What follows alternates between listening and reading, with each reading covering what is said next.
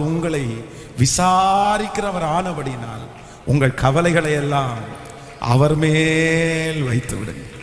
அப்போ இந்த வார்த்தை என் மனசுக்குள்ள வந்த உடனே நான் சொன்னேன் ஆண்டவரிடத்துல, ஆண்டவரே இது உங்க ஊழியம், நான் உங்களுடையவன், இந்த ப்ராஜெக்ட் உங்களுடையது, விசுவாச மக்கள் உங்களுடையது, அதனால எல்லாத்தையும் உங்க கையில வைக்கிறேன் அப்படின்னு சொல்லி என் மொபைல் எடுத்து ஒரு சாங் ஒன்று, நீர் என்னை தாங்குவதால் தூங்குவே நிம்மதியாய் படுத்துறங்கி விழித்தெழுவே கர்த்தர் நீர் என்னை பாதுகாக்கின்றி நீர் என்னை தாங்குவதால் தூங்குவே நிம்மதியாய். அப்ப ஆண்டவரிடத்துல சொன்னேன், என் தலை சாய்க்கிறதுக்கு என் தாயினுடைய மடி இப்ப இல்லை.